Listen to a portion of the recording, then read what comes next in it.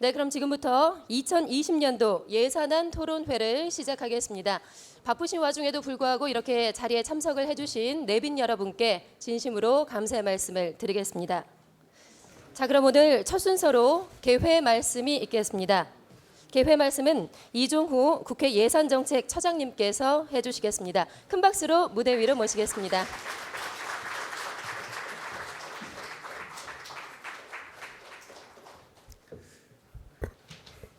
안녕하십니까.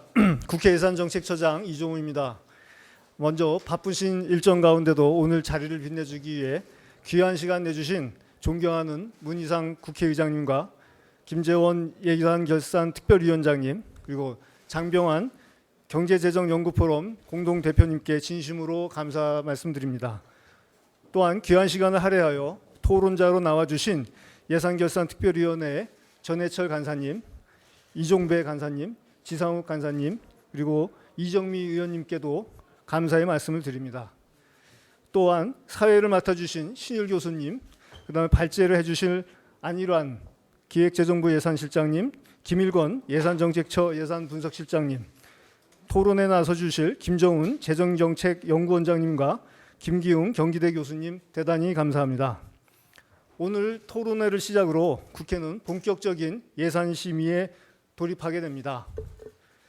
정부는 올해보다 9.3% 증가한 513조 5천억 원 규모의 내년도 예산안을 편성했습니다. 국가재정운영계획에 따르면 이러한 확장적 재정기조는 당분간 지속될 것으로 전망됩니다. 앞으로 국회에서는 경기 선순환 구조의 정착과 사회 안전망 확충을 위한 주요 재정사업의 효과성을 점검하는 한편 재정 건전성을 제고할 수 있는 다양한 방안이 논의되어야 할 것입니다. 그 출발선상에서 오늘 내년도 나라 살림 방향에 대한 건설적인 대안을 논의함으로써 국회의 예산안 심사가 보다 내실 있게 발전할 수 있는 계기가 되기를 기대합니다. 다시 한번 오늘 토론회에 참석하시어 자리를 빛내주신 문희상 국회의장님을 비롯한 내외 귀빈 여러분께 깊은 감사의 말씀 드립니다. 감사합니다. 네, 감사합니다. 이종후 국회 예산정책처장님께서 예산안 토론회 개회를 선포해 주셨습니다. 네, 이어서 격려 말씀을 듣겠습니다. 격려 말씀은 문희상 국회의장님께서 직접 해주시겠습니다.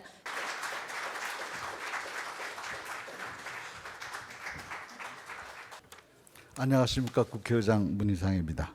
어느덧 제20대 국회가 마지막 예산안 심사를 앞두고 있습니다. 본격적인 심사에 앞서서 2020년도 예산안 토론회가 열리게 된 것을 매우 뜻깊게 생각합니다. 오늘 토론회를 주최하는 국회 예산정책처 이종우 처장님을 비롯한 직원 여러분의 노고에 우선 감사와 격려의 말씀을 드립니다. 행사를 공동으로 주최해 주신 김광림, 장병환 경제재정연구포럼 대표님과 그리고 김재원 예결위원장님 그리고 전해철, 이종배, 지상욱, 이정미 의원님 등 사회를 맡아주신 신율 교수님께도 감사의 말씀을 드립니다. 최근 경제지표가 하락하고 있다는 소식이 들려오고 있습니다. 저성장, 청년 실업, 사회적 양극화와 같이 해결이 시급한 사회 현안이 산적해 있습니다. 미래 세대를 위한 새로운 성장 동력 발굴 역시 소홀히 할 수 없다고 생각합니다. 대외적으로는 미중 무역 전쟁, 일본 수출 규제와 같은 불안 요소가 우리 경제의 불확실성을 증대시키고 있는 것 또한 부인할 수 없는 현실입니다. 지금 대한민국은 그 어느 시기보다 엄중한 시기를 맞이하고 있습니다. 그렇지만 저는 지난 정기국회 개회사를 통해서 강조했듯이 극즉 반, 극에 달하면 반전하게 된다고 생각합니다. 지금의 위기는 반대로 국민의 저력을 모으고 대한민국의 힘을 보여줄 수 있는 기회가 될 수 있다고 믿어 의심치 않습니다. 이러한 상황일수록 국민의 대의기관인 국회의 역할이 더욱 중요합니다. 정부 정책에 대한 견제와 비판에 충실하면서도 협치를 통해서 한 걸음 더 나아갈 수 있는 상상적인 정치가 절실합니다. 소속 정당은 다르더라도 민생과 직결된 국가 재정에 대한 깊은 관심과 애정은 한마음이라고 저는 생각합니다. 오늘 토론회가 예산안에 대한 전문적인 분석과 함께 국가 재정 운영 전반에 관한 각계의 의견을 수렴하는 공론의 장이 되기를 기대합니다. 이를 계기로 예산안 심사가 한층 생산적이고 또 성숙한 모습으로 진행될 수 있기를 희망합니다. 다시 한번 2020년도 예산안 토론회를 축하드리면서 함께해 주신 모든 분들의 건강과 행복을 기원합니다. 감사합니다. 네, 감사합니다. 네, 다음으로 김재원 국회 예산결산특별위원장님의 축하 말씀을 함께 듣겠습니다. 큰 박수로 무대 위로 모시겠습니다. 예, 안녕하십니까. 국회 예산결산특별위원장 김재원입니다. 바쁘신 가운데도 오늘 국회 예산정책처와 경제재정연구포럼이 공동으로 주최하는 2020년도 예산안 토론회에 많은 내외 기빈 여러분, 또 진지하게 발제를 해주시는 전문가 여러분, 또 우리 3당 간사님들까지 한자리에서 내년도 예산을 제대로 한번 토론도 하고 또 바람직한 심사 방향에 대해서 정리를 하는 그런 토론회라고 생각합니다. 아시다시피 지금 국회에 제출되어 있는 예산안은 사상 최초로 500조가 넘는 513조 예산안이고, 또 국채 발행 규모도 60조 원을 넘어가는 그런 막대한 그 양입니다. 이제 예산 심사를 통해서 확정되는 예산안이 어떻게 결정이 되더라도 국민 여러분들께서는 또 나라 빚이 늘어나는 걸 걱정하실 것이고, 또 과연 재정 건전성이 어느 정도 유지가 될 것인가라는 걱정도 하실 것이라고 생각합니다. 반면 한편으로는 경제 상황이 만만치 않고 또 여러 가지 대외 여건도 나쁜 상황에서 재정의 일정한 역할을 해야 된다라는 주장도 있기 때문에 그런 합리적인 방안을 마련하는 계기가 되었으면 하는 바람입니다. 우리 국회 예산정책처는 제가 처음 국회의원 시작하던 2004년도에 만들어져서 그동안 사실 국회가 전문적인 그 예산 심사를 할 수 있도록 많은 일을 해오셨고, 또 예산정책처에서 발행하는 보고서는 국내에 최정상의 그 전문성과 권위를 갖추고 있었습니다. 저도 많은 참고를 할 수 있었고, 때때로 행정부에 좀 아픈 소리도 많이 있었던 것으로 생각이 됩니다. 그래서 제 기억으로는 국회 예산정책처장은 임명될 때는 그 많은 박수를 받고 임명이 되었는데, 좀 지나면 여당이 아주 미워하는 그런 자리였습니다. 그거는 뭐 노무현 대통령 시절이든 박근혜 대통령 시절이든 이명박 대통령 시절이든 항상 좀 그렇게 불편한 자리가 아니었나. 그만큼 권위적이고 중립적인 기관이었다고 생각합니다. 근데 요즘 예정처장님 흉보는 일이 없는 거 보니까 요즘 일을 좀 제대로 안 하시는 거 아닌가 싶은데, 쫓겨날 각오를 하시고 열심히 제대로 일을 해주시길 부탁드립니다. 그만큼 우리 국회에서 만든 예정처의 보고서는 그 어떤 그동안의 국책연구원이나 또는 정부 보고서보다도 권위가 있었고, 오늘 아마 예산정책처와 또 재정포럼에서 하는 토론회도 그만큼 권위가 있는 비중 있는 토론회가 되지 않을까 생각합니다. 토론회 잘 마치시고 우리 간사님들 좋은 안을 가지고 그 예산 심사 잘 해주시길 바랍니다. 진심으로 감사드립니다. 네, 감사합니다. 이번에 2020년도 예산 전국에서 가장 애써주실 김재원 국회 예산결산특별위원장님의 말씀을 함께 들었습니다. 자, 이어서 오늘 행사를 공동으로 주최하신 경제재정연구포럼의 장병완 공동대표님의 축사가 있겠습니다. 큰 박수로 모시겠습니다. 네, 안녕하십니까. 경제재정연구포럼 공동대표를 맡고 있는 장병완 의원입니다. 사실 오늘과 30일 국회 예산정책처와 공동으로 내년도 예산안 그리고 세법 개정안에 대한 토론을 개최합니다만, 오늘은 제가, 그리고 30일 세법 개정안 토론은 김광림 공동대표께서 맡아주기로 하셨다는 점 말씀드립니다. 먼저 내년도 예산안 토론에 참석해 주신 존경하는 문희상 국회의장님과 김재원 예결위 위원장님, 이종우 국회예산정책처장님, 발제를 맡아주신 안일환 기재부 예산실장님과 김일권 내정처 예산분석실장님, 토론자로 참여해 주신 전해철, 이종배, 이종욱, 이정미 예결위 간사님들, 그리고 김정훈 재정정책연구원장과 경기대 명예교수님께도 진심으로 감사 말씀을 드리고, 특히 이 자리에 참여해 주신 경제재정연구 포럼 회원님들께 감사 말씀을 드립니다. 예산은 숫자로 표현된 국정 운영 철학입니다. 단순히 1년간의 나라 살림뿐만이 아니라 미래 대한민국이 나아갈 방향을 제시하는 중차대한 의미를 지닙니다.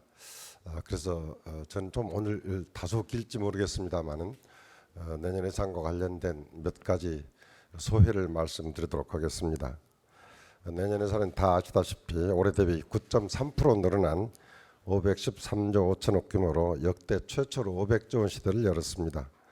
문재인 정부 첫 해인 2017년과 비교하면 3년 사이에 28.2%가 증가한 규모입니다. 올해 우리 경제 성장률이 2%를 하회할 것이 확실히 예측되고 있는 상황에서 정부의 적극적인 재정 지출이 필요한 만큼 확장 예산 편성의 방향에 대해서는 매우 긍정적으로 평가합니다. 하지만 규모와 내용 면에서 지나치게 과도한 측면이 있습니다. 정부는 물가 상승률을 감안한 경상 성장률을 3.8%로 전망하고 있습니다만 주요 기관의 최근 전망으로는 3% 수준을 넘기 어려울 것으로 보고 있습니다. 또한 성장률 저하에 세수는 줄고 있음에도 지출만 낼 경우 국가 재정 건전성에 빨간불이 들어올 가능성이 있습니다. 내년 국세 수입이 올해보다 2조 8천억 원이 줄어들어서 그런데도 이러한 그 예산 편성하기 위해서 무려 60조 원의 순국채 발행을 편성을 하다 보니 관리재정 수지가 금융위기 최대인 마이너스 3.6%로 악화되었습니다. 정부는 GDP 대비 국가 채무 비중이 올해 37.1%에서 2023년에 46.4%로 늘어날 것으로 전망하고 있습니다. 이러한 정부의 국가 채무 전망도 매우 낙관적인 가정이라고 판단됩니다. 더욱이 최근 공무원을 대폭 증원했기 때문에 장기적으로 연금 충당 부채가 급증하고 또 복지 지출 등 경직성 경비의 급증은 국가 채무를 더욱 악화시킬 우려가 있다고 하겠습니다. 또한 재정 건전성을 지키기 위한 정부의 일관성 상실을 지적하지 않을 수 없습니다.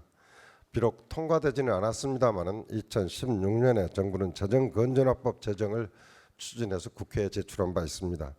정부는 이 법안에 GDP 대비 국가 채무는 45% 이내이고 관리재정 수준은 GDP 대비 마이너스 3% 이하여야 한다고 규정을 했었습니다. 정부 스스로 법안으로 제출한 준칙을 내년도 예산에서 아무런 설명 없이 부정한 것입니다. 한번 늘린 지출은 다시 줄이기 어렵습니다. 특히 내용적 측면에서 경제를 살리기 위한 일회성 지출이 아닌 지속적 지출을 발생시키는 복지 예산 등을 과도하게 늘리는 것은 문제입니다. 우리 국회는 경제 성장과 재정 건전성이라고 하는 두 가지 목표를 동시에 달성할 수 있도록 예산 심의에 임해야 할 것입니다. 이 자리에 의장님도 계시지만은 한 가지 절차적인 측면에서 좀 말씀을 드리고자 합니다.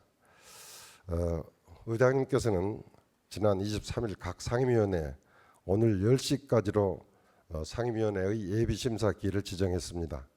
이날까지 예산안 심의를 마친 상임위원회는 물론이고 심의를 시작한 상임위가 단 한 군데도 없습니다. 국회법 제84조는 예결위 심사에 선행해서 상임위의 예비심사를 의무화하고 있으며 상임위의 삭감 의견에 대해 예결위가 증액하기 위해서는 일방적 심사 기일 지정은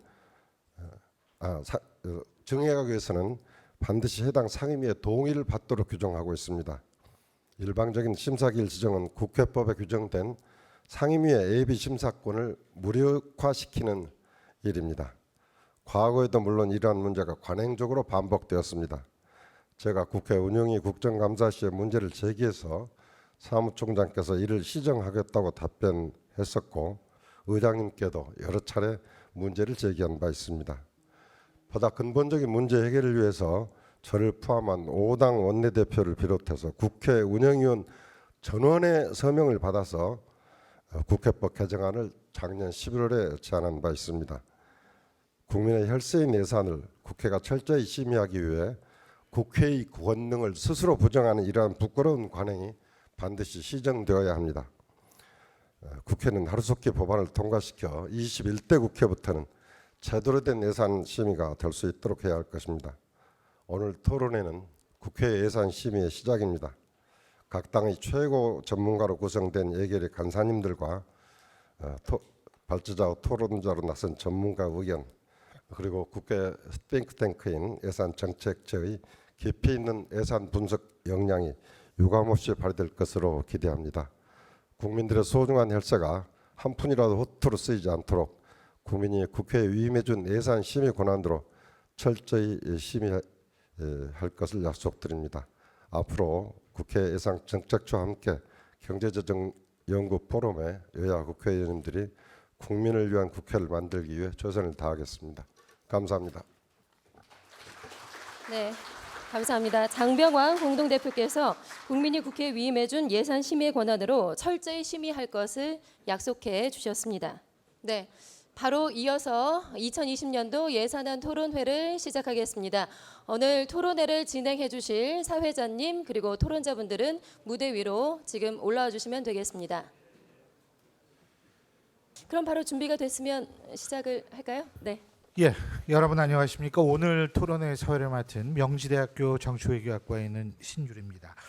여러분도 잘 아시다시피 오늘 토론회 2020년도 우리 정부 예산안에 대한 국회의 본격적인 심사를 앞두고 우리 모두가 함께 좀 잘 알아보고 고민해보는 시간이라고 생각을 합니다.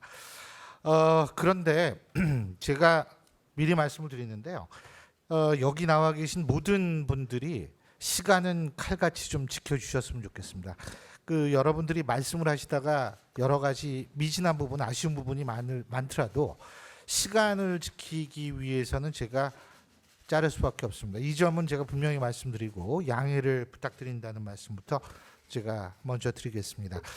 시간 많지가 않으니까 제 얘기는 여기서 줄이고요. 오늘 발제와 토론을 위해서 이 자리에 함께해 주신 분들 제가 소개해 드리겠습니다.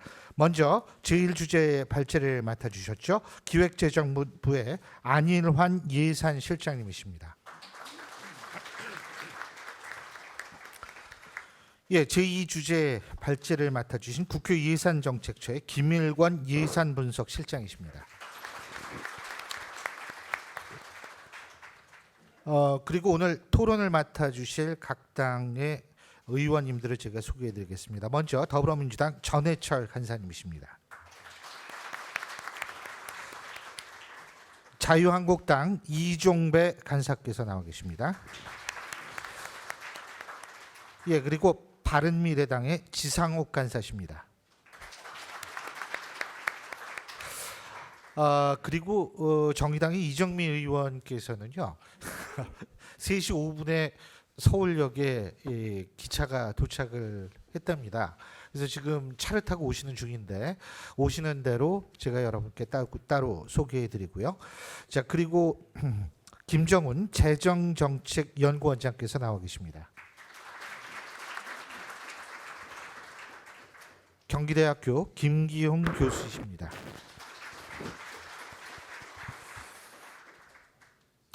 예, 자 그러면 본격적으로 곧바로 주제 발표로 들어가죠. 아까도 말씀드렸지만 주제 발표 12분 그리고 토론자들께 주어진 시간은 7분입니다. 이 시간은 엄수해 주시길 부탁드리겠고요. 자, 먼저 제1주제죠. 2020년도 예산안의 주요 특징과 내용에 대해서 기획재정부 안일환 예산실장께서 발제해 주시겠습니다. 시작해 주시죠.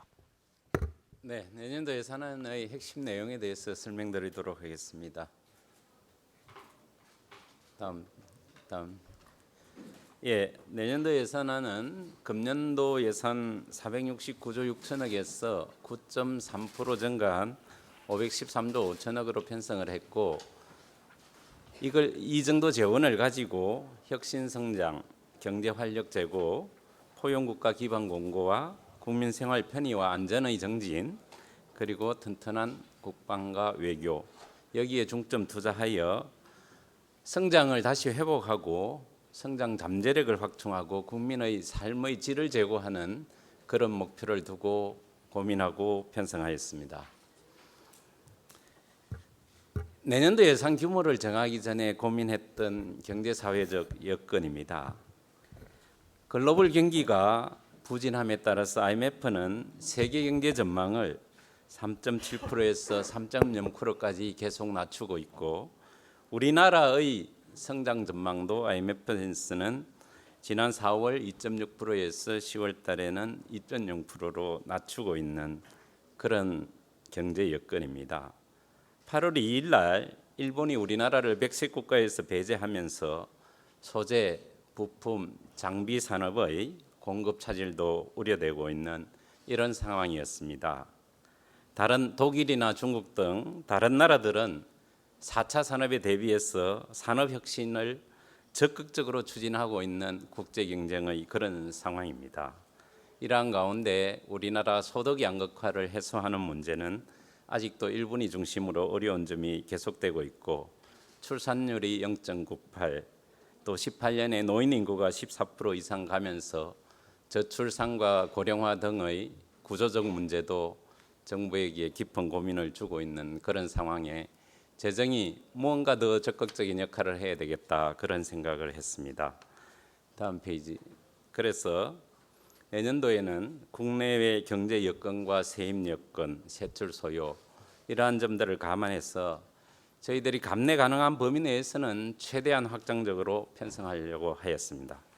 이렇게 늘어난 재원을 상당 부분은 소재, 부품, 장비, 혁신 성장 등 미래 세대가 혜택을 보는 성장 동력 확충과 경제 활력 제고에 가장 역점을 두고자 노력하였습니다.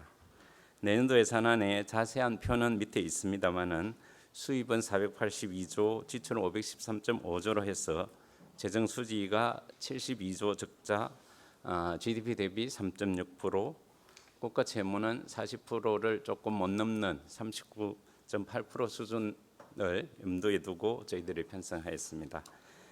다음 페이지. 결과는 그래서 19년에 재정 수지가 GDP 대비 마이너스 1.9에서 마이너스 3.6으로 상당폭 늘고, 국가 채무도 37.1에서 39.8로 늘어나는 문제가 되겠습니다. 이 점에 관해서 이제 많은 분들이 재정 건전성 부분을 걱정하고 계시는 내용입니다. 다음 페이지.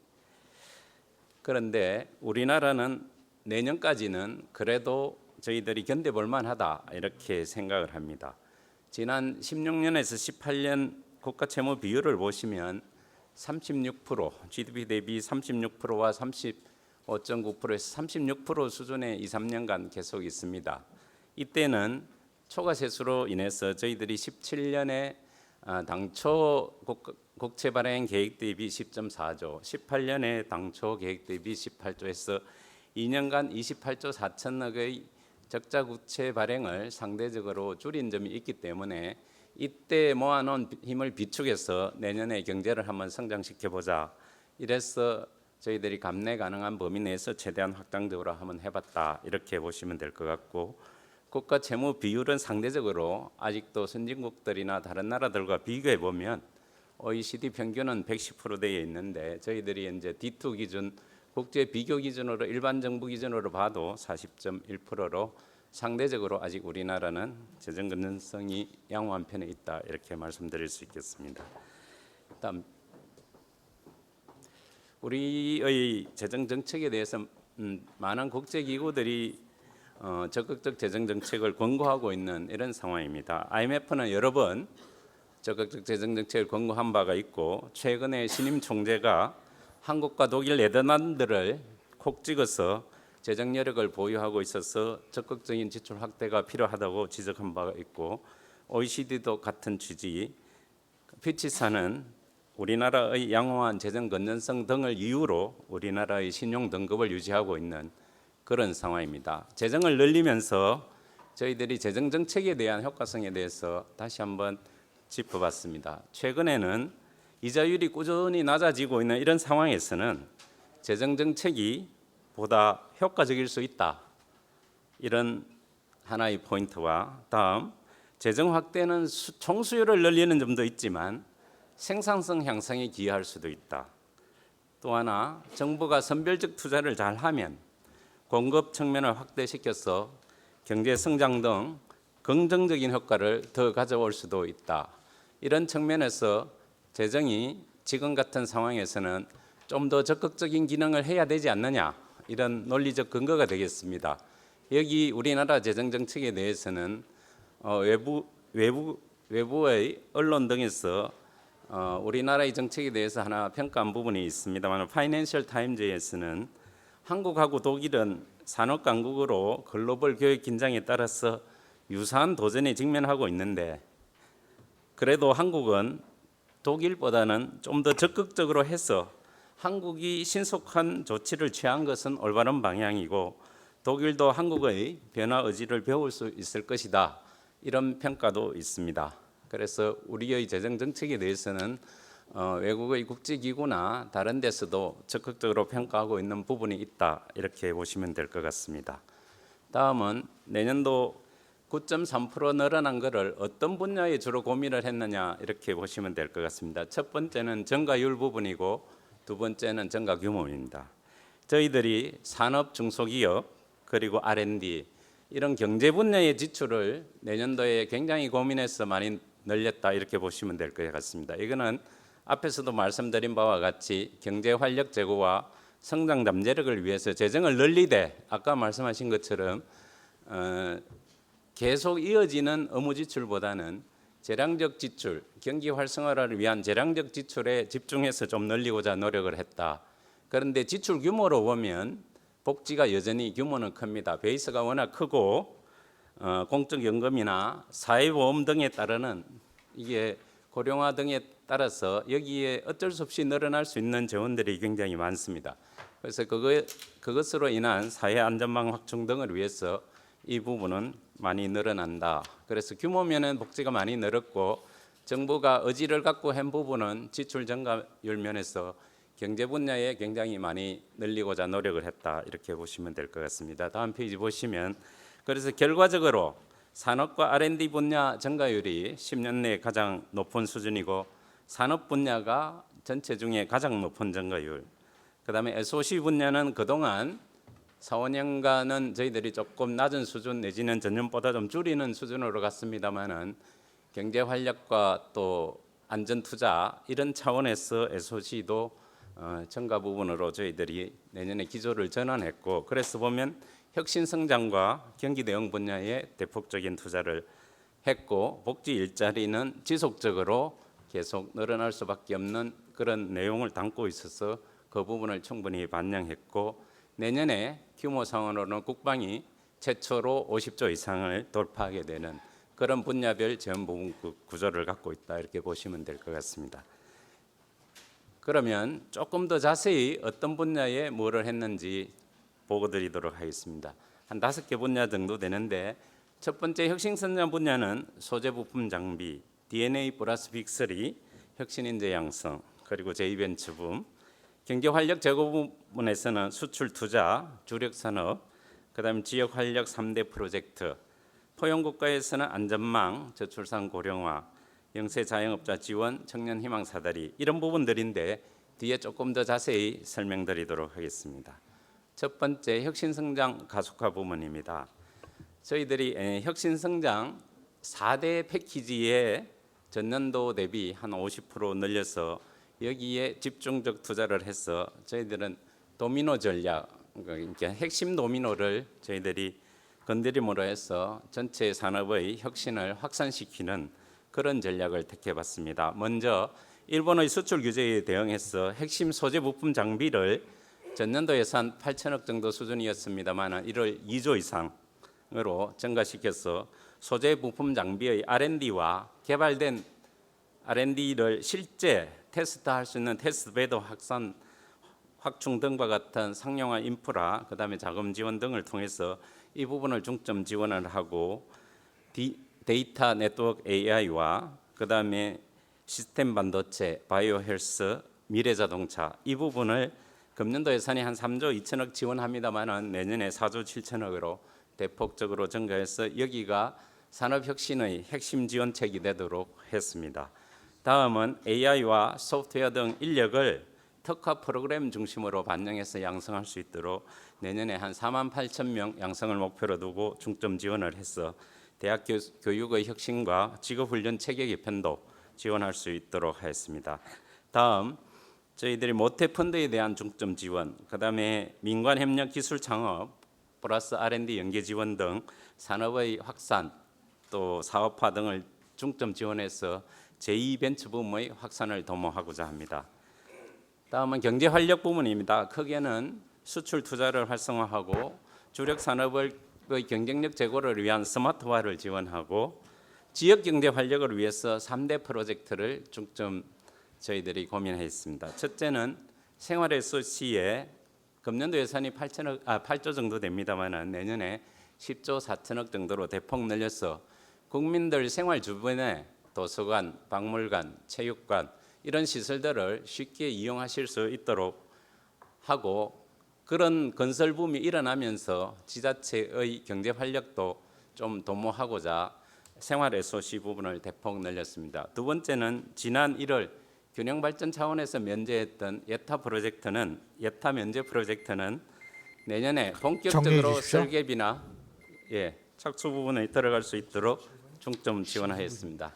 다음은 일자리 부문입니다. 일자리는 내년에 21.3% 정도 늘어나도록 배분하였습니다. 다음은 포용국가 쪽입니다. 크게는 사회교육, 고용의 안전망 강화와 저출산 고령화, 영세자영업자 소상공인 지원, 청년 희망 사다리 보강 등에 집중 지원하였습니다.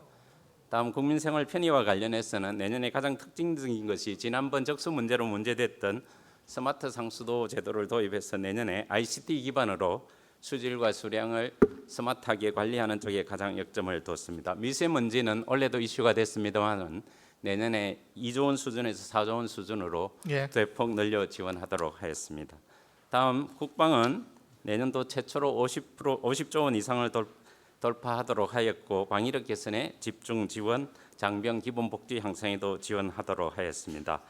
마지막으로 외교 역량 강화를 위해서 ODA와 공공외교에 집중 지원하도록 하였습니다. 감사합니다. 수고하셨습니다.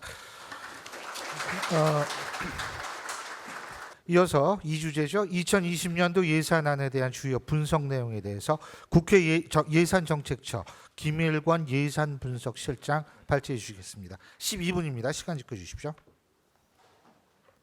안녕하십니까. 국회 예산정책처 예산분석실장 김일권입니다. 우리나라가 당면한 저출산 고령화와 세계 경제 둔화 등 국내외 여러 도전 과제들에 대응하기 위해서 적극적 재정 운영이 필요하다는 우리 기재부 예산실장님 발표 잘 들었습니다. 다만 세수 부족으로 적자 국채 발행을 크게 늘리면서 하는 확장 재정이라는 점에서 예산 집행의 효율성과 재정의 지속 가능성에 대한 관심과 주의가 어느 때보다도 요구된다고 생각합니다. 그러한 관점에서 저희 처에서 분석한 내용들을 재정 총량과 중점 투자 분야 그리고 심의 차관 사항 순으로 말씀드리겠습니다. 먼저 재정 총량 분석입니다.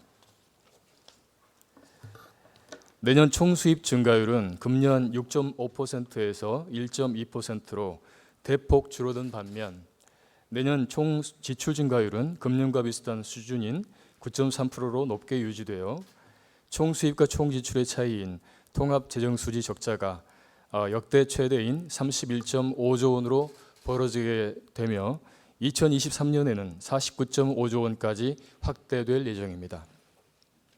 이는 금융위기 직후인 2009년 이후 11년 만에 통합재정수지 적자이며 내년 관리재정수지 적자 72.1조 원과 이러한 재정적자 보전을 위한 적자국채 발행 규모 60.2조 원과 함께 모두 역대 최대치를 기록하게 됩니다. 이에 따라 내년 국가채무 비율은 GDP 대비 40%에 육박하게 되고 23년에는 46.4%까지 상승할 예정으로 2018년 35.9%를 기록한 이후 5년 만에 10.5%포인트를 증가시킨다는 계획입니다. 지난 1997년 외환 위기 극복 과정 5년간 6.2%포인트가 늘었고 2008년 국제금융위기 때는 5년간 5.8%포인트 상승한 걸 감안하면 10.5%포인트 증가가 적정한 규모인지에 대해서는 논의의 여지가 있다고 하겠습니다. 우리나라는 국가 채무 증가 속도가 OECD 국가들 중 네 번째로 빠르고 저출산 고령화 속도도 세계에서 가장 빠르다는 점에서 국가 채무 증가 속도는 앞으로 더욱 가속도가 붙을 가능성이 큽니다. 저희처 재정 전망에 따르면 2028년에는 국가 채무 비율이 GDP의 56.7%까지 높아지고 국가 채무 중 적자성 채무 비중도 75% 선을 넘게 됩니다. 향후 재정 지출 대비 국가 채무 규모의 증가 추세는 오른쪽 그림에서 보시는 바와 같습니다. 우리나라 부채 비율이 지금은 OECD 33개국 중 8번째로 낮은 수준이지만 이러한 빠른 채무 증가 속도를 고려할 때 앞으로도 건전 재정 기조가 유지될 수 있을지는 낙관할 수 없습니다. 지금 현재 국가 채무 비율이 높은 나라들은 우리보다 한 40년, 50년 전에 고령화 사회로 진입을 해서 그동안 계속 복지 지출을 국가 재정이 엄청나게 부담해 왔다는 그런 차이가 있습니다. 참고로 KDI 보고서 등에 따르면 우리나라와 같은 소규모 개방 경제의 적정 국가 채무 비율은 35.2%로 분석된 바 있습니다.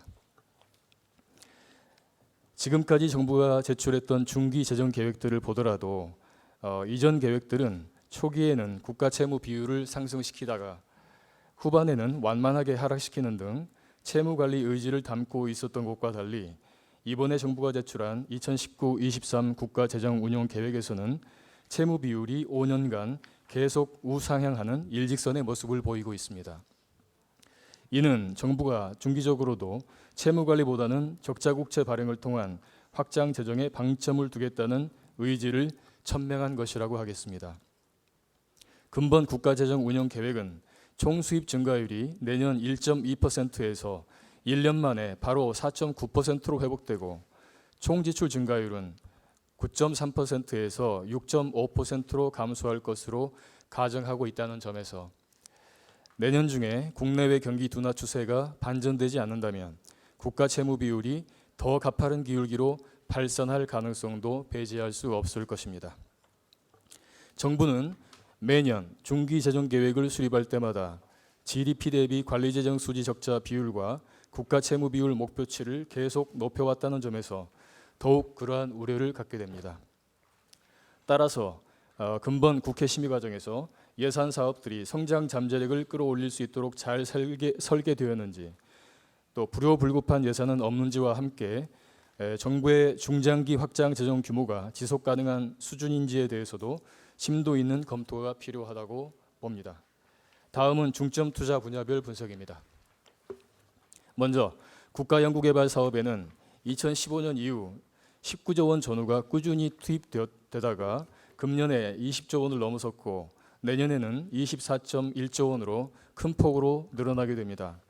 정부는 내년에 R&D 예산을 늘리는 만큼 우리 경제의 성장 잠재력도 제고될 것으로 기대하고 있으나 그동안 꾸준한 예산 투입에도 불구하고 주요국과의 기술 격차는 더 벌어졌고 기술료 수입도 2015년을 정점으로 지속적으로 감소하고 있다는 점을 볼 때 정부는 단순히 예산 배분액을 늘리는 데에만 그치지 말고 국가 R&D 사업의 성과를 높이고 상용화 등 산학연 연계를 구체적으로 어떻게 혁신해 나갈 것인지를 국회 심의 과정에서 설득력 있게 제시할 수 있어야 할 것입니다.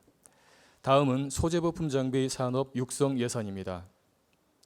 분석 결과 2012년부터 17년까지 정부 지원에도 불구하고 영업이익으로 이자 비용도 내지 못하는 한계 기업의 비중이 2.9%에서 12.3%로 확대되었고 정부 주도 중소기업 소재부품 R&D 결과물에 대한 수요기업 구매율이 7.1%에 불과한 것으로 나타났습니다. 따라서 정부는 성장 잠재력과 혁신성을 지닌 중소기업들을 엄선하여 지원하는 것과 함께 국가 R&D 과제 선정 시에 산업계의 수요를 적극 반영해야 할 것입니다. 그리고 소부장 지원 사업도 예산 증액이 바로 사업 성과 제고를 의미하는 것은 아니라는 점에서 의도하는 성과를 실제로 어떻게 달성해낼 것인지에 대한 진지한 고민이 더 요구된다고 하겠습니다. 다음으로 재정지원 일자리 사업 예산은 내년에 25.8조 원으로 금년보다 21.3%포인트 증가한 규모입니다.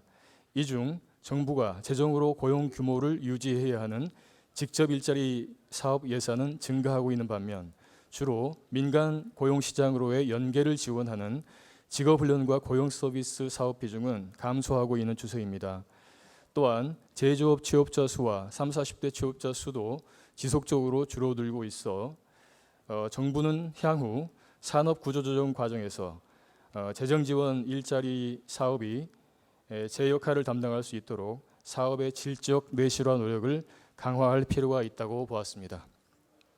다음으로 생활 SOC 사업과 관련해서는 내년도 생활 SOC 예산의 절반이 넘는 국토부 예산 중에 최근 3년간 연평균 집행률 70% 미만인 집행부진 사업의 비중이 33.3%에 달한다는 점에서 집행관리를 보다 철저히 할 필요가 있겠고 기운영 중인 시설들의 운영 적자가 갈수록 커지고 있으며 내년에 구축할 생활 SOC 시설들의 향후 지속가능한 운영 방안에 대해서도 면밀한 계획을 수립해야 할 것입니다.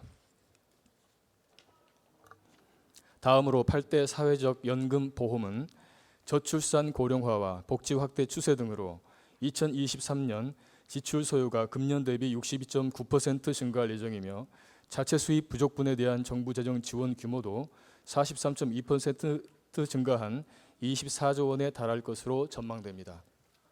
이러한 정부 지원의 증가가 국가 재정의 지속 가능성을 저해하지 않도록 중장기적인 자체 수입 확대 방안을 조속히 모색할 필요가 있겠습니다.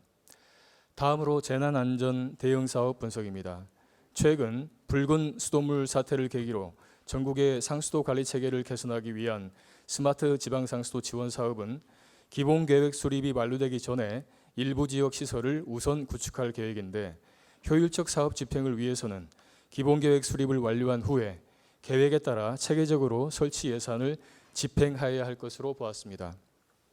또한 미세먼지 대응 사업과 관련해서는 국립환경과학원과 미국 나사와의 공동 연구 등에서 우리나라 미세먼지 연평균 발생량의 약 50%와 겨울철 고농도 미세먼지의 82%가 국의 영향으로 분석되고 있는데 반해 국의 발생 미세먼지 대응 예산의 비중은 금년 0.6%, 내년 예산에서는 0.01%에 불과하다는 점에서 국의 요인 관리 노력을 제고할 필요가 있다고 분석되었습니다.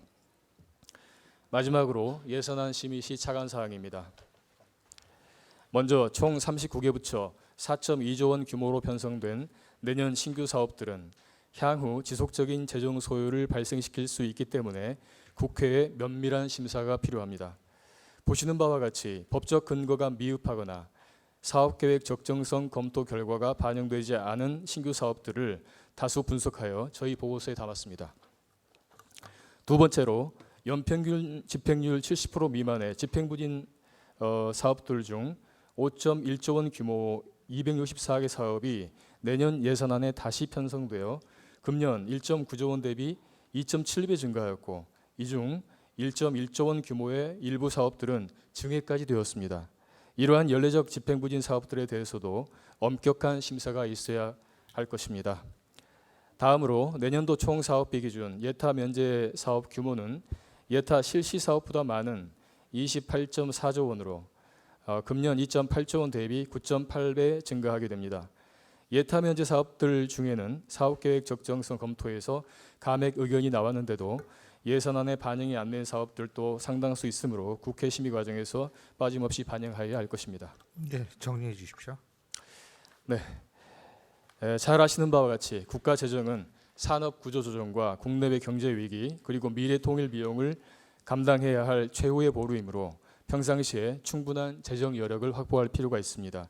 우리나라가 외환 위기와 금융 위기를 단기간 내에 극복할 수 있었던 것도 과거 양입 제출 원칙 등 재정 건전성 유지 노력을 통해 재정을 적극적으로 운영할 수 있는 여건을 미리 갖추어 놓았던 데 힘입은 바 큽니다. 우리가 직면하고 있는 도전들은 재정의 중장기적인 대응을 필요로 한다는 점에서 지속 가능한 재정 운용을 가능케 하는 조건인 재정 건전성의 중요성은 아무리 강조해도 지나치지 않을 것입니다. 참고로 독일의 경우 통일 비용과 글로벌 금융 위기에 적극적 재정 정책으로 대응하면서도 헌법까지 개정하는 강력한 국가 채무 관리 노력을 지속적으로 기울임으로써 최근 다시 재정 여력을 회복하게 된 반면에 일본의 경우에는 경기 침체와 고령화에 대응하여 재정 지출을 확대하는 과정에서 국가 채무 관리를 소홀히 한 결과 현재 세계에서 가장 높은 부채 비율을 기록하는 등 재정의 위기 대응 능력이 제한되고 있는 사례를 참고하여야 하겠습니다. 예. 이상으로 간략하게 분석 결과를 말씀드렸습니다. 감사합니다. 수고하셨습니다. 자, 시간을 줄인다는 의미에서 곧바로 토론으로 들어가겠습니다. 의석 순서대로 쭉 들어봐야겠죠. 먼저 더불어민주당 전해철 간사께서 토론해 주십시오. 시간 7분입니다. 예, 저는 그 정부 여당 입장에서 또 민주당 입장에서 이야기를 하기 때문에 사실 이미 발제문에 나와 있는 그 안진걸 우리 기재 예산 실장과 거의 내용이 중복된다고 해도 과언이 아니라고 생각합니다. 하지만 또 여당 입장에서 이번 예산안 심사에 대해서 특별히 강조하거나 또 문제가 될 거에 대해서 제가 말씀을 드리고 또 아까 발제에서 나오지 않은 것에 대해서는 보충적으로 말씀을 드리기로 하겠습니다. 기본적으로는 이미 예산정책처에서도 발표를 했습니다마는 포함해서 오늘 토론에 나오는 많은 이야기들을 오히려 정부 여당에서 잘 반영하고 심사할 때 그런 부분이 빠지지 않도록 하겠다라는 말씀을 먼저 드리겠습니다. 가장 이제 첫 번째 제 예산안에 대해서 총평을 하자면 확장적 재정 운영이 선택이냐 필수냐라는 것이라고 생각합니다. 실제로는 이미 이거는 선택이 아니라고 필수다라고 많은 분들이 인정을 하고 있다고 생각합니다. 이미 말씀하셨지만 최근 글로벌 경제의 불확실성과 변동성이 크게 확대되고 있고 투자와 수출이 감소하는 등 우리 경제의 하방 리스크 역시 증가하고 있는 상황입니다. 글로벌 경기 둔화는 예상했던 것보다 훨씬 빠르게 진행되고 있고 미중 무역 갈등이라든지 노딜 브렉시트 등은 추가 위험 요인으로 작용을 하고 있습니다. 결론적으로 이 성장 경로상의 하방 리스크는 확대되고 있고 이전 순환주기에 비해 수축 국면이 더 길어지고 있다고 생각을 합니다. 거기에 더해서 일본의 부당한 수출 규제 조치는 우리 주력 산업 공급망을 위협할 뿐만 아니고 앞에서 말씀드린 세계 무역 질서를 또한 훼손하는 그런 역할까지 하고 있어서 우리 경제 하방 리스크는 더욱 가중된다고 할 것입니다. 제가 이렇게 말씀드린 게 확장적 재정 운영이 거듭 말씀드린 바와 같이 선택이 아니라 필수라는 현재 경제 상황을 말씀드리고 있는 겁니다. 특히 경기 대책적 재정 정책은 재정이 가지는 본연의 역할이지 않냐라고 많은 분들이 이야기하고 있어서 이미 발제문에도 나와 있지만 그 참고 자료에 있는 바와 같이 세계 많은 기구들 IMF라든지 등등에서도 대한민국을 꼭 찍어서 확장 재정을 공고하고 있고 선진국들 역시 그러한 재정 기조에 기해서 세계 경제 둔화를 극복하기 위한 그런 노력을 하고 있다고 보입니다. 결국 저희들이 적기에 대응하지 못할 경우에는 경기 침체, 세수 감소, 재정 건전성 악화라는 악순환에 빠질 염려가 있어서 이를 극복하기 위해서는 말씀드린 바와 같이 선제적 대응을 통해서 적극 재정, 경제 성장, 세수 증대라는 선순환 구조를 만들어야 된다고 생각합니다. 결국은 이런 확장적 재정 운영을 했을 때 재정 건전성을 훼손되는 것을 어떻게 방지할 것이냐라는 건데 앞에 예산정책처에서도 상당한 우려를 표명을 했습니다. 일단 기재부에서 이야기하는 바와 같이 이 GDP 대비 39.8%는 일단 객관적 지표로 OECD 국가들의 부채 비율 평균 110.5%보다는 훨씬 낮은 것은 분명한 사실이라고 봅니다. 또한 국가재정 운용 계획에 의하더라도 2019년부터 2023년에 약 6.5%의 증가를 보이면서 판단했을 때 2023년까지도 40% 중반의 그런 부채 비율이지 않을까라고 일단은 전망을 하고 있습니다. 하지만 이 부분에 대해서는 저희 여당에서도 좀 더 면밀한 검토가 되어야 된다고 생각을 합니다. 기본적으로 중기 재정 운용 계획이라는 게 기반이 됐던 그런 로 데이터라든지 여러 가지 부분에 대해서 충분하게 더 검증됐는지에 대해서는 저희들도 좀 활용을 해서 자칫 이게 시의성을 벗어났던 계획에 의해서 혹시 하고 있지 않은지에 대해서는 저희들도 잘 살펴보리라고 보겠다고 말씀을 드리겠습니다. 세부적인 사업에 대해서는 말씀드린 바와 같이 이미 발제도 했고 거기에 대해 하나하나 문제점들도 지적했기 때문에 이런 부분을 참고하겠다 말씀을 드리겠습니다만은 특히 소재부품 장비 자립화 등에 대해서 역시 이것도 또 DNA 데이터라든지 네트워크라든지 AI 등등에 대한 성장을 견인할 수 있는 투자의 확대 방향은 다 맞지만 지적했던 대로 좀 더 산학연 등의 의견을 수렴한다든지 검증할 수 있는 분야에 대해서는 역시 제 민주당에서도 잘 검토를 해보겠다고 말씀을 드리겠습니다. 그 외에 이제 일자리 부분이 참 중요합니다. 중요하기도 하고 또 국민적 관심사이고 실제 우리 경제에 차지하는 비중도 커서 이 부분에 대한 우려도 있고 또한 기대도 있는 것이 사실입니다. 특히 이 일자리 부분에 대해서는 여러 가지 통계를 다르게 제시하면서 상황을 다르게 이야기도 합니다. 하지만 오늘 저희 민주당 원내대표가 또 대표 연설을 했습니다마는 저희들은 지금 현재 평균 고용률 66.7%는 역대 최고 수준이지 않은가. 또 8월과 9월 취업자 수도 45만 명, 34만 명 넘게 증가하고 있지 않은가.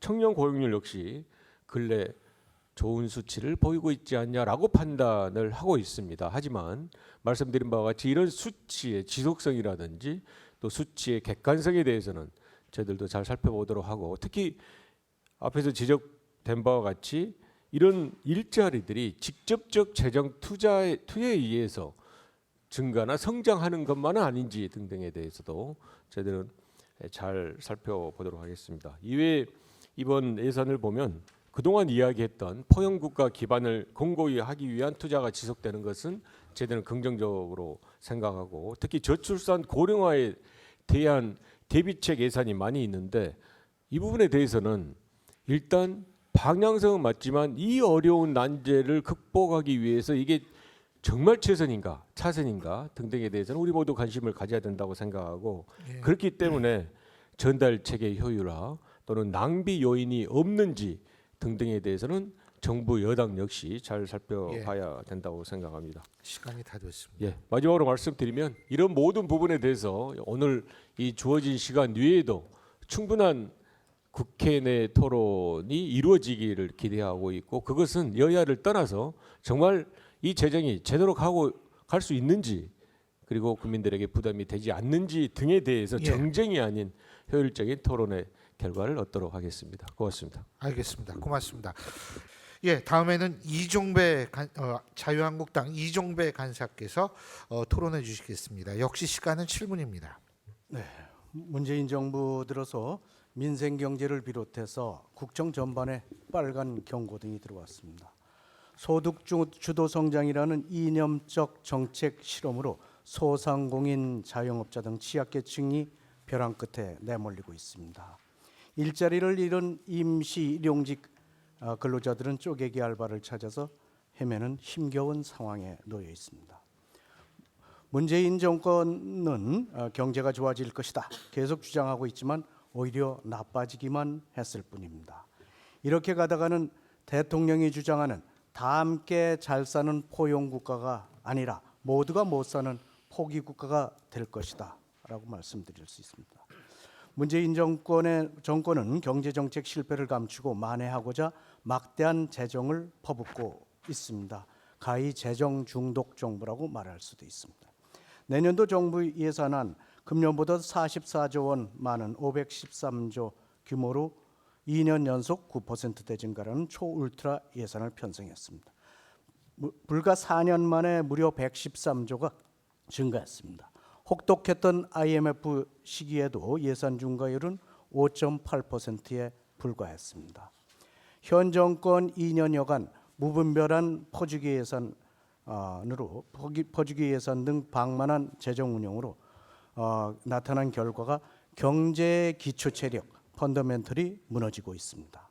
내년도 예산은 최대 적자 국채 발행, 재정 수입 감소, 통합재정 수지 적자 전환 등 3대 재정 지표 모두 경고등입니다. 소위 트로이카 재정위기라는 최악의 성적표를 국민들께 내보이고 있습니다. 재정 정책 실패는 2018년 19년도 국가 재정 운영 계획을 비교하면 고스란히 나타나 있습니다. 5개년 계획이 불과 1년 만에 기초부터 다시 짜야 하는 단년도 계획으로 바뀌고 말았습니다. 1년 만에 수입은 대폭 줄고 지출은 증가하는 계획으로 변질됐습니다. 내년 국세 수입은 금년보다도 2조 8천억 감소입니다. 통합재정 수지도 적자로 전환해서 당초 0.5조 줄 것이다. 0.5조다 적자가 그렇게 했는데 31.5조 적자입니다. 관리재정 수지 2배 악화됐습니다.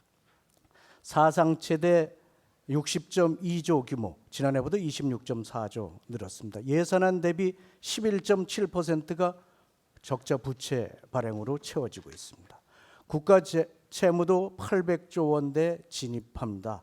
23년도에 1000조가 넘고 46.4% 예상됩니다. 이것보다 더 많을 것이라는 우리 장병환 대표 말씀이 있었습니다.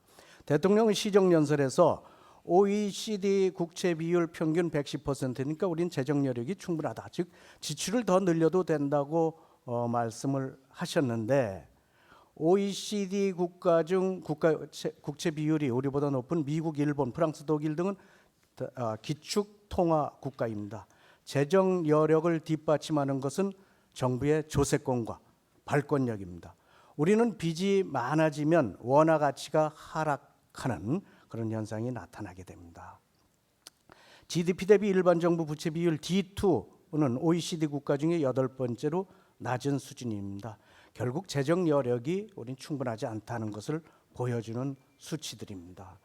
또 우리보다 2, 3세대 앞선 세대부터 고령화를 겪으면서 복지 지출을 늘려온 그런 OECD 국가들과 우리를 단순 비교하는 것은 심각한 오리에 빠질 수 있다는 점을 말씀드리고요. 고령사회 진입 시점의 국채 비율을 비교한다든지 또 하나의 지표인 노인 부양률을 기준으로 봤을 때도 OECD 그런 시점 비교해 보면 OECD 각국은 우리보다 낮거나 비슷한 수준입니다. KDI는 정부의 확장 재정 정책으로 국가 채무 증가 속도가 지나치게 빠르다고 경고한 바 있습니다. OECD 국가 중 4위로 빠릅니다. 세계 최고 수준의 고령화 속도와 저출산율을 감안할 때 재정 건전성은 절박한 과제입니다. 그럼에도 복지 지출을 선진국 수준으로 끌어올리기 위해 확장적 재정 기조를 유지한다면 결국 우리 재정력은 감당할 수 없고 무너지고 말 것입니다. 문재인 정부 들어서 세출을 급격히 올리는 이유들 중 가장 중요한 요인 내년 총선 이슈입니다. 국민의 혈세가 총선서 표를 얻기 위한 포퓰리즘 선심성 퍼주기에 쓰이게 되는 것입니다. 적자 국채 발행은 지금 자신들의 이익을 위해서 미래 세대의 돈을 강제로 빼앗아 쓰는 것입니다. 수십 년 뒤 미래 세대는 채무 상환 부담을 지는 동시에 노인 등 세대 부양에 상당한 비용을 지불하는 이중고에 시달리게 될 것입니다. 세대 간 공평성을 심각하게 훼손하는 모렴치한 일입니다. 포퓰리즘으로 재정발 경제 위기를 겪은 베네수엘라, 그리스 등 타국의 선례를 타산지석으로 삼아야 됩니다. 국가가 모든 것을 국가의 재정으로 국민의 혈세로 해결하는 자세에서 하루빨리 벗어나야 합니다. 우리 당은 서민 삶의 질, 청년 일자리 문제, 양극화, 성장 잠재력 확충 등 어느 것 하나 제대로 해결하지 못하면서 국민 세금만 낭비하고 부담은 미래 세대에게 전가하는 무책임한 재정 운영을 결코 좌시하지 않을 것입니다. 적자 국채 발행을 최소화해서 건전 재정을 확립하고 예산을 심사함에 있어서 현미경 심사를 통해서 총선용 선심성 예산, 가짜 일자리 예산은 전액 삭감하겠습니다. 반면 민생 예산, 국민들에게 꼭 필요한 예산은 적극 증액하는 데 앞장서겠습니다. 자, 다음엔 우리 바른미래당의 지상욱 간사께서 토론해 주시겠습니다. 역시 시간 7분입니다. 네, 바른미래당 지상욱입니다. 지금 국민들은 어느 때보다 IMF, 또 금융위기, 미국 서브프라임 모기지, 모든 상태 우리가 경험했던 것보다 훨씬 어려운 상황이다. 도대체 왜 이렇게 힘드냐?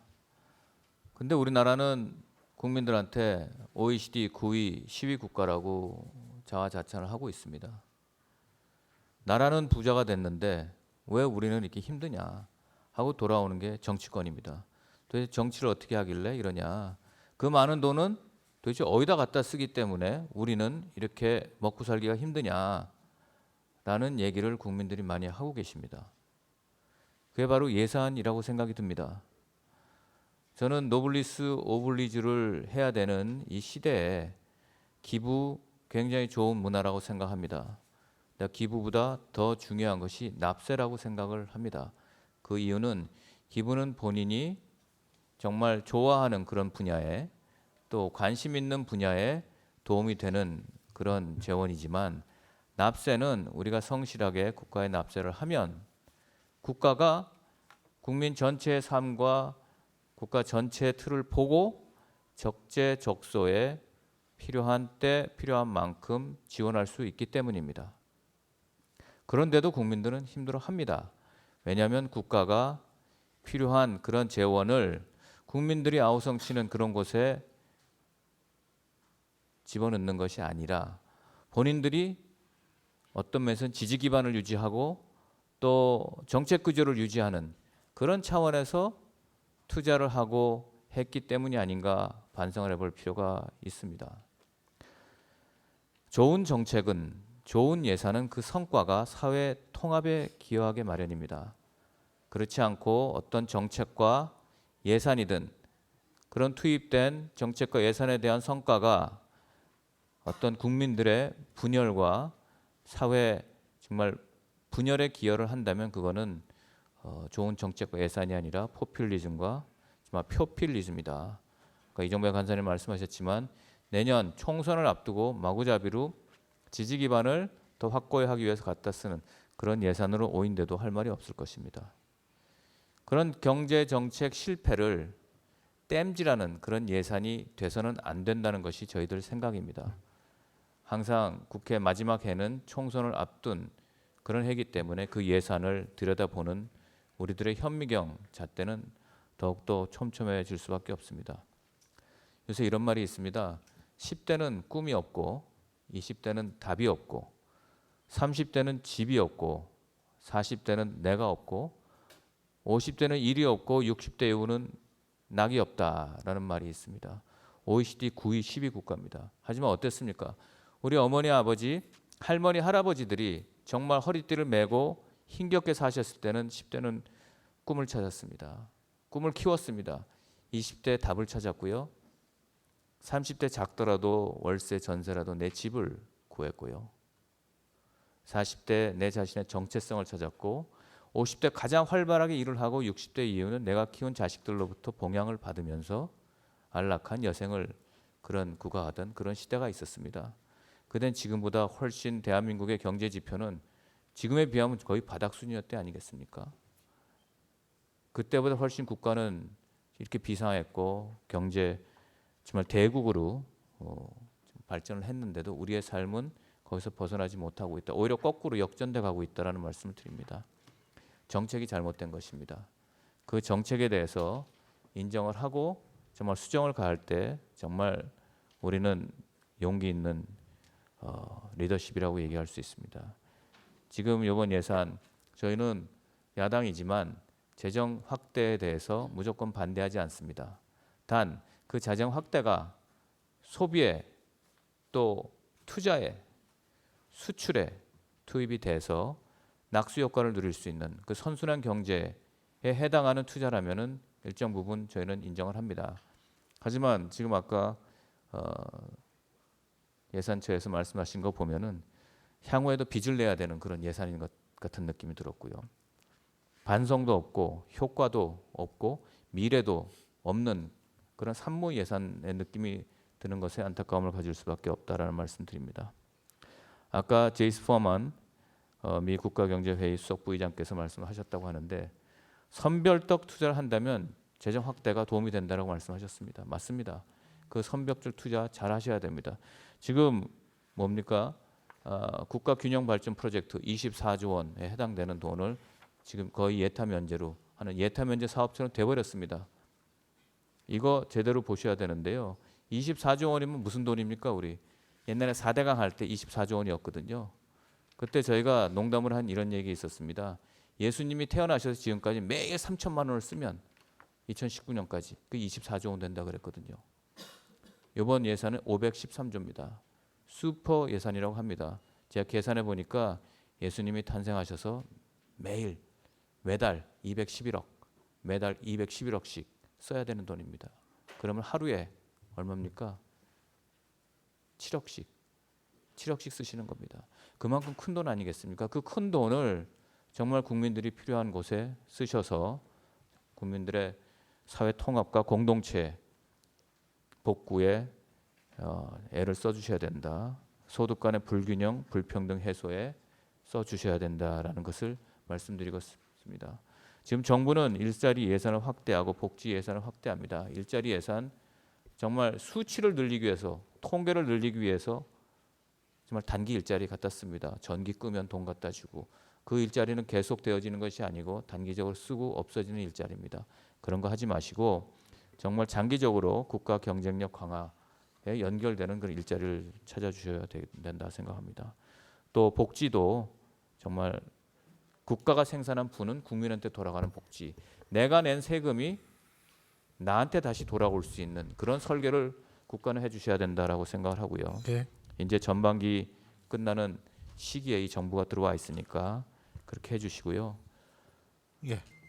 일본 그 소부장 그 문제 지난번 추경 때도 야당이지만 야당이 견인해서 사실 목적 예비비 집어넣고 또 2,732억에 더 해드리려고 했는데 정부가 준비돼 안 돼 있었습니다. 지금도 그러고 있습니다. 피해 없다고 하지만 예. 지금 정리해 주십시오. 예, 언론에 보면은 한국 제조기업 14%가 일본 수출 규제에 타격을 입고 있다라는 게 있습니다. 정부가 피해 없다.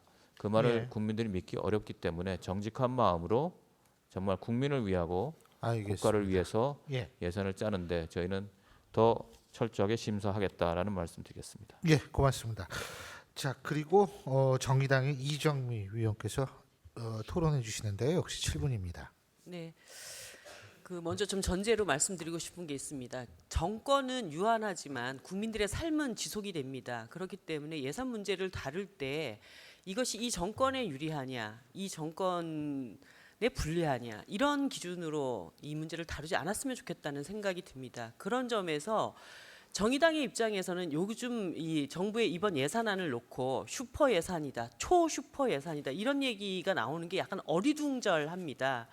사실 우리 사회의 불평등 양극화 문제가 상당히 심각한 수준에 이르렀고 정의당은 이 정권 출발부터 빨리 재정을 풀어서 이 문제를 함께 해결해 나가야 된다라고 얘기를 해왔습니다.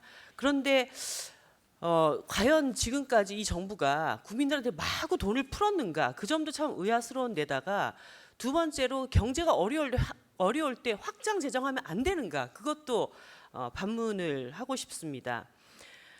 지난 3년 동안 초과세수가 발생했다는 것은 누구나가 다 아실 것입니다. 16년에 19조 5천억, 17년에 23조 1천억, 18년에 25조 4억.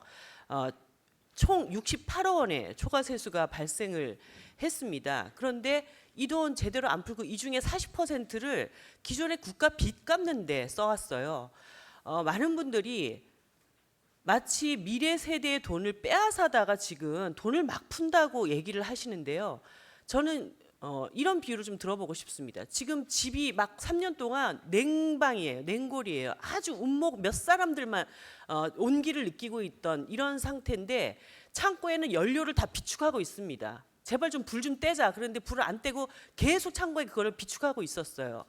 그런데 예를 들어서 이거를 2020년에도 안 쓴다. 그러면 어떤 일이 벌어집니까? 보일러가 터집니다. 연료를 잘 비축해가지고 다음 세대에다 그걸 물려주는 게 중요한 게 아니라 아예 집에 보일러가 다 터져버려요. 그러면 그 미래 세대는 어떻게 해야 됩니까? 그 보일러부터 다 수리해가지고 써야 되기 때문에 훨씬 더 많은 돈을 미래 세대가 갖다 써야 되는 것입니다. 그 파괴된 경제 체제를 다시 복구해 나가는데 훨씬 더 많은 돈이 든다는 것입니다. 그렇기 때문에 지금 우리가 재정을 더 투입해서 지금 어려운 여러 가지 문제점들을 해결해 나가는 것은 미래 세대의 돈을 갖다가 마구잡이로 뺏어다 쓰는 것이 아니라 미래 세대에 조금 더 지금보다 나은 어떤 경제 체제를 다져서 주기 위한 그런 과정이라고 역발상을 해야 된다. 이 말씀을 드리고 싶습니다. 또 하나 제가 말씀드리고 싶은 것은 IMF가 그 금융위기 터지고 나서 우리나라에 들어와 가지고 복지 축소해라, 재정 다 묶어라, 그 다음에 노동자들 다 고용 유연화해라. 그래가지고 비정규직 엄청나게 만들고 전부 사람들 자를 때는 정말 전광석화처럼 하시지 않았습니까? 그런데 그렇게 정말 신처럼 받들어 모시는 IMF의 어떤 권고 사항에 대해서 왜 요즘은 다 귀를 닫고 있는지 정말 이해를 할 수가 없습니다. 지금 IMF가 우리나라에 계속 얘기하고 있는 것은 대한민국의 재정 상황은 현재의 경제적인 어려움을 극복하기 위해서 돈을 더 풀어도 되는 시점입니다. 그걸로 이 위기를 극복하는 것이 바람직하다라고 여러 차례 작년부터 올해 10월 달까지 그 얘기를 계속 해왔습니다. 그 IMF의 권고 사항에 대해서 근거업자처럼 여겼던 그 당시에 그 많은 정치인들 왜 지금은 그 문제에 대해서는 그렇게 중요하게 여기지 않고 반영하지 않으려고 하는지 반문을 하고 싶습니다. 미국의 스테파니 켈턴 교수가 이런 얘기를 했습니다. 재정 건전성보다 중요한 것은 경제 건전성이다. 재정은 뭡니까? 그 자체가 목적이 아니라 경제를 건전하게 운영해 나가기 위한 수단입니다. 재정이 필요할 땐 써야 되는 것이죠. 근데 그것을 왜 그 건전성을 맞추기 위해서 경제의 어려움을 외면하며 재정 건전성만 이야기하고 있는지 이런 부분들도 살펴봐야 됩니다. 물론 재정이 필요 없는데 마구잡이로 쓰여지거나 낭비되고 있는 것은 잘 단속을 해야 되지만 지금 심각한 한국의 경제 불평등, 경제 양극화를 해결하기 위해서 중소기업, 중소상공인 그리고 일하는 사람들 그리고 취약계층 이 부분에 돈을 쓰는 부분들은 지금 과감하게 해결하지 않으면 안 되는 그런 상황에 와 있다는 말씀을 드립니다. 재정의 3대 기능 중에 하나, 3대 기능을 잠깐 말씀드리면 소득 재분배, 자원의 효율적인 배분, 경제 안정 및 성장이라는 거 다 알고 계실 겁니다. 제가 여기서 좀 말씀드리고 싶은 건요. 개인으로 구분한 기착 비중 중에서 중저소득자가 전년도에 68.92%에서 68.17%로 0.75% 감소를 했습니다. 그런데 고소득자의 비중은 0.75% 오히려 증가를 했습니다. 기업으로 구분한 기착 비중 중에서는 중소 중견기업이 전년도에 비해서 0.44%가 감소를 했는데 소위 대기업 비중, 재벌 대기업의 비중은 0.51% 증가를 했다는 것입니다. 지금 다 소득 불평등 양극화를 얘기하면서 오히려 이 소득 재분배 과정에서는 있는 사람들한테 기착 비중이 더 늘어나고 있다라고 하는 이 상황들, 이것을 어떻게 해결해 나갈 것인가 이번 예산을 다루는 과정에서 심각하게 고려해야 된다고 생각이 들고요. 재정을 줄이고 아낄 수 있는 부분이 있습니다. 오늘 한 가지만 말씀드리면 임대형 민자 사업의 경우에 우리 여기에다가 할인율을 너무 많이 붙여주고 있다. 국고채 수익률 정도로 해도 거의 제가 파악하기로는 1,000억 정도의 재정이 절감되는 그런 결과가 나옵니다. 이런 부분에 대해서는 조금 더 알뜰하게 민간 기업에게 마구잡이로 이득을 주는 이런 방식이 아니라 여기에서는 뭔가를 축소하고 소득 분배에 있어서 취약계층에게 좀 더 많은 재정이 투입될 수 있도록 하는 그런 전환들이 이루어질 수 있도록 정의당이 이번 예산안 다루는 과정에서 잘 살피도록 하겠습니다. 이상 마치겠습니다. 예, 고맙습니다. 자, 그러면 이번에는 학계 쪽의 얘기 들어볼까요? 재정정책연구원의 김정은 원장께서 토론해 주시면 되겠습니다. 역시 시간은 7분입니다. 네, 2020년도 예산안 검토 의견 말씀드리겠습니다. 순서는 첫 번째로 국내외 최근 경제 상황의 현황 및 진단이고요. 두 번째가 재정정책 여건의 변화, 한국이 당면하고 있는. 세 번째가 2020년 예산안 평가 및 관련해서 재정제도 개선의 필요성에 대해서 말씀드리겠습니다. 먼저 국내 최근 경제 상황의 현황 및 진단인데요. 한 2주 됐죠. IMF에서 발표한 그 세계 경제 전망에 따르면 붉은색이 세계 교역량이고요. 노란색이 제조업 지수입니다. 보시면 알겠지만 2019년 하반기 들어서면서 아주 급속하게 나빠지고 있습니다. 그래서 국가들 중에 수출과 제조업에 의존하는 국가들의 경제 성장률은 전 세계적으로 아주 안 좋게 지금 변하고 있습니다. 독일의 경우에 굉장히 탄탄한 경제로 유명하지만 2018년에 1.5%, 지금 0.5%, 1%포인트 하락이 예상되고 있고요. 그리고 네덜란드도 아주 좋은 그 경제를 가지고 있음에도 불구하고 2.6% 작년, 그리고 올해 1.8%포인트 이렇게 낮아지고 있습니다. 아일랜드가 상당히 그 수출과 제조업 쪽에 그 투자가 많아서 좋은데요. 거의 반토막이 올해 예상되고 있습니다. 아시아 국가도 마찬가지 상황입니다. 한국 같은 경우에도 당연히 수출 제조업에 의존하는 국가인데요. 2.7에서 2.0으로 낮아지고 있고, 호주는 2.7에서 1.7, 싱가포르가 아주 안 좋습니다. 3.1에서 거의 0.5 정도로 내려가고 있습니다. 일본은 혹시 아시는지 모르겠지만 OECD 국가 중에서 가장 수출 의존도가 낮은 국가입니다. 거의 내수로 움직이는 국가이거든요. 그래서 비교적 타격이 적습니다. 그래서 지금 현재 경제 성장률이 전 세계적으로 나빠지고 있고 한국이 예외가 아니다, 이렇게 말씀드릴 수가 있고요. 이에 대해서 이제 최근에 새로 신임 IMF 총재를 오신 게오르기에바 총재가 이미 몇 분이 말씀하셨습니다만 독일, 네덜란드, 한국은 적극적인 재정정책을 공고했는데요. 잘 아시다시피 이제 그 정부가 이제 이럴 때는 지출을 많이 해줘야지 경제를 끌어올리는데요. 또 주목할 점은 국채 이자율이 굉장히 낮아지고 있기 때문에 추가적인 지출 여지가 있음을 강조했다는 점을 조금 이따 다시 한번 말씀을 드리겠습니다. 그래서 최근 이제 현재 한국이 당면하고 있는 재정적 여건의 변화인데요. 먼저 첫 번째는 이 복지 지출은 무섭게 앞으로 증가하게 될 것입니다. 근데 그 이유는 단순합니다. 노인들이 많아지기 때문입니다. 보시는 그래프에서 왼쪽이 한국, 오른쪽이 일본인데요. X축은 65세 이상 인구 비중입니다. 지금 현재 한국이 왼쪽 그래프의 제일 오른쪽을 보시면 약 13%, 14% 정도로서 Y축은 복지 지출이 GDP에서 차지하고 있는 비중인데요. 11% 정도가 됩니다. 거의 철칙처럼 증가해 왔고요. 25년 동안 한국이. 앞으로 향후 25년 일본과 같을 겁니다. 일본의 경우에도 거의 똑같이 증가를 해오기 때문에 한국의 지출은, 복지 지출은 큰 폭으로 계속해서 증가할 텐데요. 이 복지 지출의 내용은 단순합니다. 노인과 관련됐기 때문에 의료비하고요. 그리고 국민연금, 그다음에 기초연금, 이런 것들이 복지 지출의 약 80%를 차지합니다. 그래서 여기에서 승부가 나는데요. 반면에 저희들이 세금을 내고 있습니다. 세금은 OECD 기준으로는 부가치세 등도 세금이지만 국민연금도 세금이고요. 건강보험도 세금입니다. 국민연금하고 건강보험이 이 지속적으로 늘어나고 있는 부분을 계속해서 받쳐주고 있고요. 최근에 뭐 언론에서 보도됐습니다만 9% 국민연금이 12%로 올라가야 된다라고 하는 부분이 저희들이 세금을 내고 있다는 점입니다. 이제 딜레마는 여기에다가 추가적으로 더 세금을 낼 것인지 아니면은 부채로 어느 정도 커버할 것인지에 관한 것인데요. 조금 이따 말씀드리겠습니다. 또 한 가지 중요한 메가 트렌드는 중간 숙련 직업은 붕괴되고 있습니다. 이 부분은 거의 특히 로봇 인공지능 때문에 거의 숙명적으로 저희들이 전 세계가 받아들이고 있고 가운데 부분이 한국이라고 생각이 되는데요. 이 중간 숙련 직업이 붕괴되고 있다는 것은 굉장히 무서운 얘기입니다.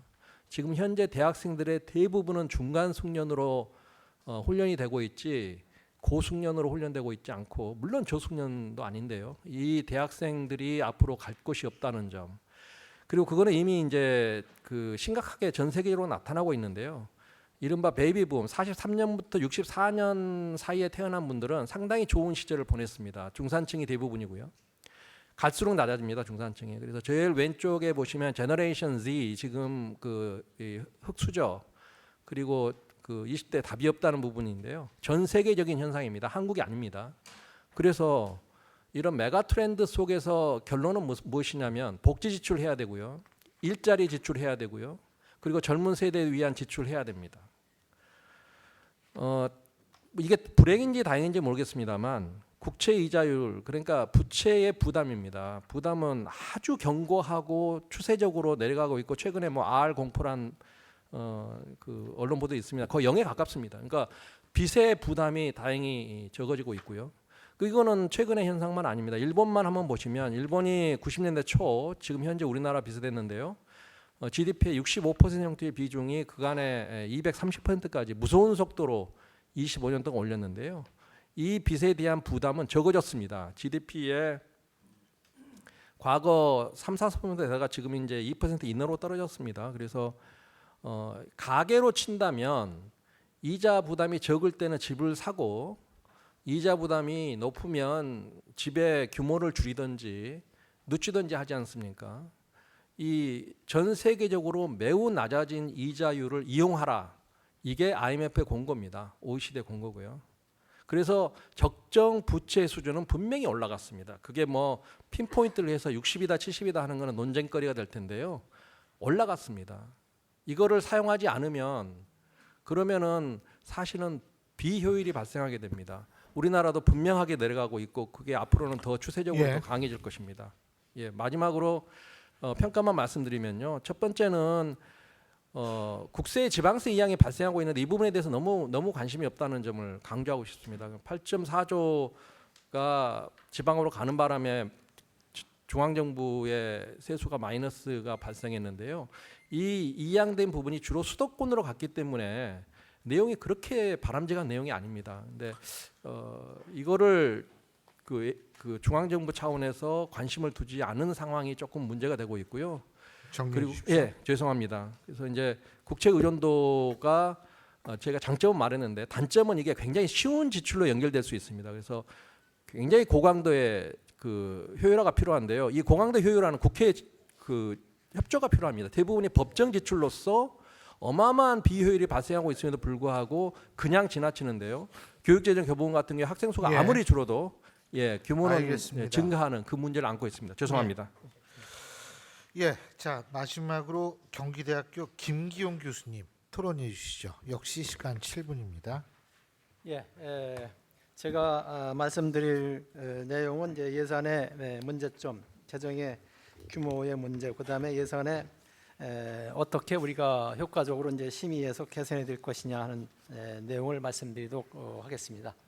앞에서 많은 발제자 토론자님들께서 다 말씀드렸기 때문에 중언을 하지 않겠습니다만 2020년 예산의 총 지출은 513조, 총 수입은 482조, GDP 국가 채무 비율이 39.8%인데 여기서 이제 제가 말씀드리고 싶은 것은 보건복지 고용 분야의 지출이 늘어나게 되면은 재정 확대가 되면은 복지 수준과 조세 부담률이 늘어나고 이에 따라서 국가 채무가 늘어난다고 하는 이것을 우리가 재정학에서 재정의 트릴레마라고 하는데 이러한 현상이 불가피하게 발생이 되고 있다 하는 것을 말씀드리고자 합니다.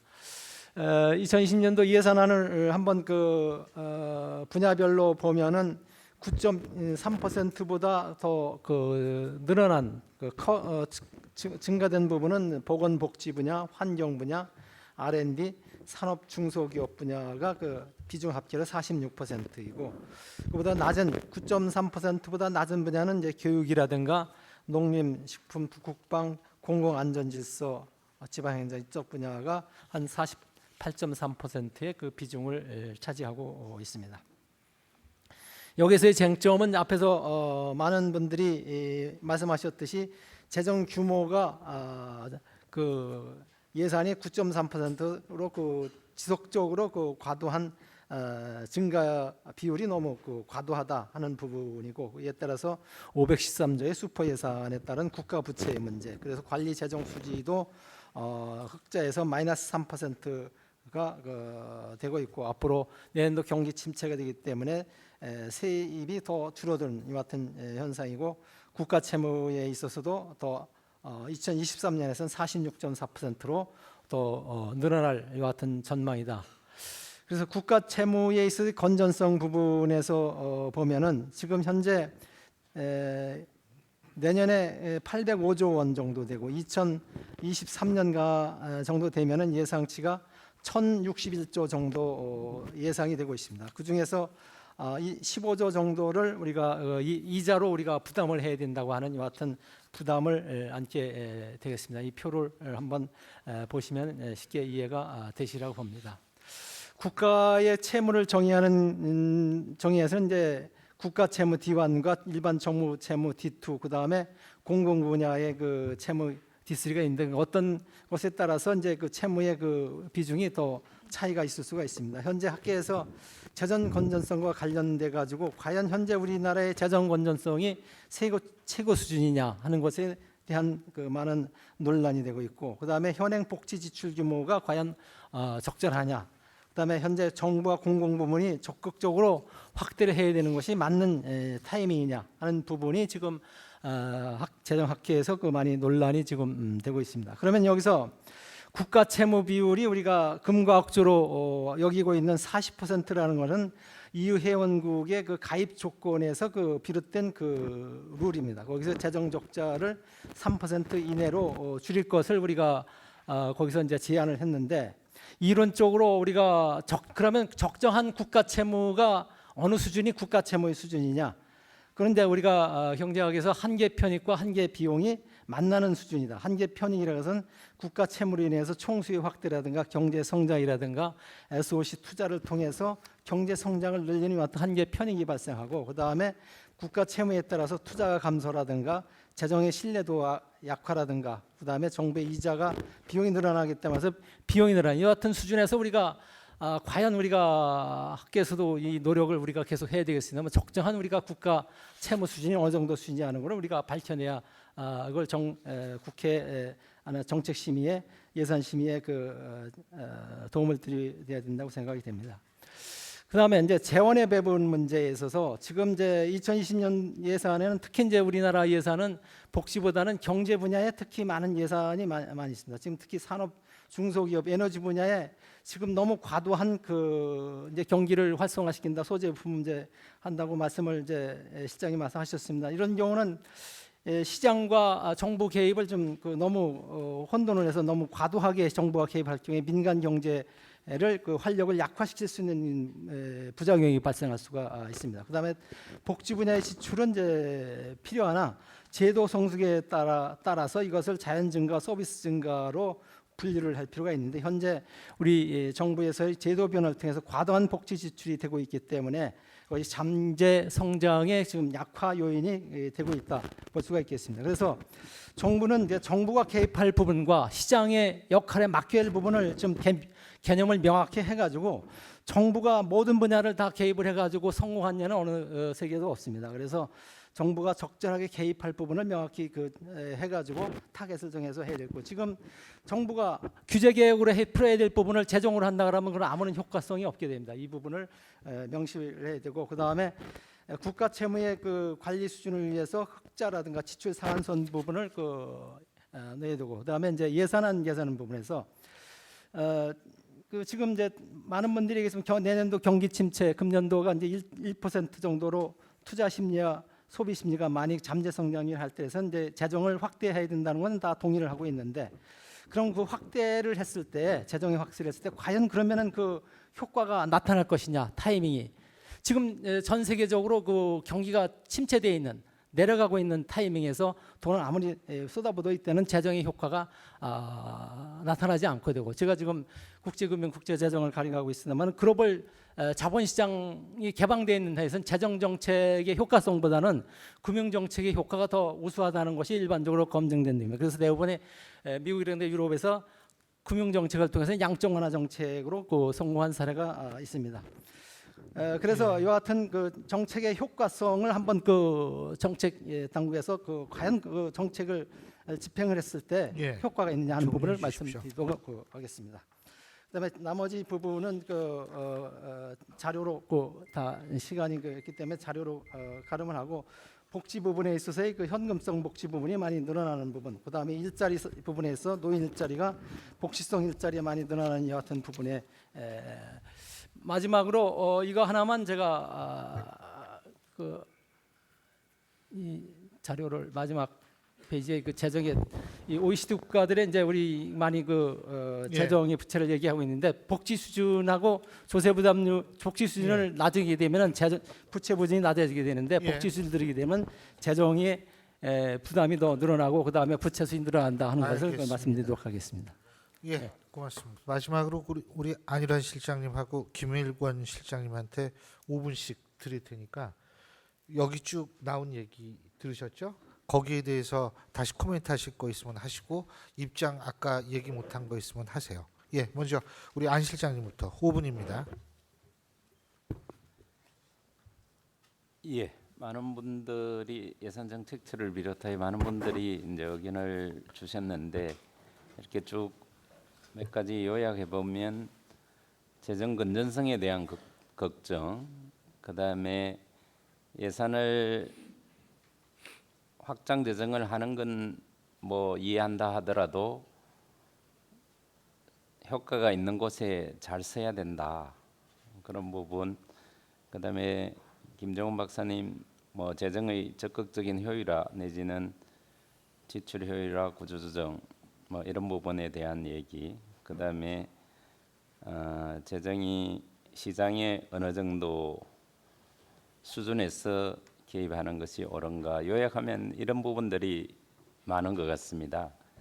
그래서 재정 건전성 부분은 저희들도 내년도 예산 편성하면서 고민을 많이 했던 부분 중에 하나입니다. 그렇지만 아까 전에도 보고드린 바와 같이 지금의 세계적인 동반 성장의 하락과 우리나라의 경제 성장 전망률이 계속 떨어지고, 또 일본의 수출 규제 등 외부적 요인으로 인한 하방 경직성이 굉장히 큰 이런 상황에서 단기적으로 재정 지출 확대를 통한 성장 경로로 다시 돌아가는 거, 경제 활력 제고, 또 경제가 어려울 때 더욱 취약계층의 어려움도 커진다는 측면에서 저희들이 사회 안전망 구축, 이런 부분들은 불가피하게 내년에 할 수밖에 없는 그런 상황으로 이해를 해야 되고, 이후에 그동안 또 재정에 건전하게 운영하려고 한 노력들도 있기 때문에 그게 바탕이 돼서 저희들이 98년도 외환위기 때도 대규모 적자 재정을 해서 2002년 정도에는 균형 재정으로 돌아왔습니다.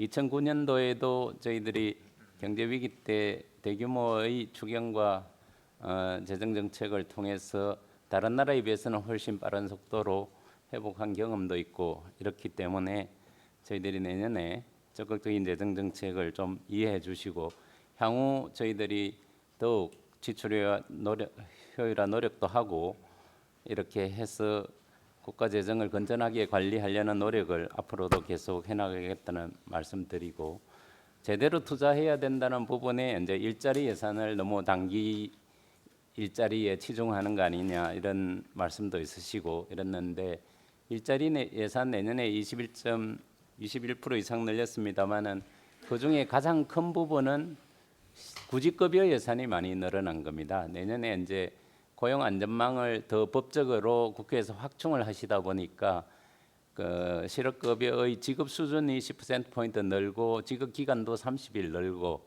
이게 금년도에는 한 3개월분 이렇게 반영된데 내년에 1년분으로 크게 펴지면서 그쪽 부분에 예산이 대폭 늘어나게 되는 게 일자리 예산의 큰 부분이 하나 있고, 그다음에 직접 일자리가 좀 많이 느는 부분이 있는데, 그 부분은 대부분이 가장 큰 부분이 어르신 일자리 늘리는 부분이 굉장히 큽니다. 저희들 이제 베이비붐 세대가 은퇴를 하시면서 노인분들이 굉장히 많은 분들이 은퇴해서 나오기 때문에 이분들이 소득의 확보나 이런 데 어려운 점이 많습니다. 그리고 일분위 소득이 낮은 부분 중에는 노인분들이 굉장히 많고, 그러니까 노인분들에게 기초연금을 소득하위 40%까지는 내년에 30만 원으로 올립니다만은 그것만으로 약하고, 일자리를 제공해서 그분들에게 소득 보전적인 측면도 또 좀 제공해야 되기 때문에 노인 일자리와 그다음에는 이제 취약계층 일자리, 재정에서 하는 거는 그런 취약계층 부분의 일자리를 보완해 주는 기능을 주로 하고 있다, 이런 말씀드리고요. R&D 성과, R&D 내년 예산에 굉장히 많이 늘렸는데 일부에서는 R&D를 좀 더 성과 있게 해야 된다 해서 정리해 주십시오. 예. R&D 성과 제고 방안 저희들이 했는데, 그런 부분들은 좀 더 적극적으로 하고, 재정 효율이라 아까 말씀하신 거는 더욱 열심히 하도록 하겠습니다. 예, 감사합니다. 예, 고맙습니다. 우리 김일권 실장님 5분입니다. 예. 말씀 잘 들었습니다. 공통적으로 국가 재정이 가장 효율적으로 쓰여야 된다는 그런 말씀들인데, 이제 입장에 따라서 조금 중점 분야가 다르신 것 같다는 생각은 했습니다. 우리가 지금 마주하고 있는 여러 가지 도전 과제들이 내년 1년 한 해 예산을 써가지고 해결할 수 있는 그런 단기 과제는 아니고요. 다 중장기적인 재정의 역할이 필요로 하는 그런 문제들이기 때문에 1, 2년 안에 뭐 예산, 국가 재정이 크게 부족해지는 그런 방향으로 가서는 안 되겠다라는 말씀을 드리고, 그 확장 재정을 하면서도 그래서 재정 건전성을 항상 유지하기 위한 그런 노력을 해야 한다는 말씀을 드리고, 그리고 이제 중장기적으로는 그렇고 단기적으로 보면은 이제 내년 예산에서 그 사회복지 분야, 일자리 분야, 그리고 산업 R&D 분야, 크게 두 가지로 나눠 볼 수 있는데, 사회복지, 일자리 이런 쪽은 지금까지 충분히 예산이 투입이 되지 못한 측면이 있다고 봅니다. 따라서 또 저출산 고령화로 우리가 지출을 이쪽에 늘릴 수밖에 없는 거고, 다만 좀 효율적으로 지출을 해야 된다.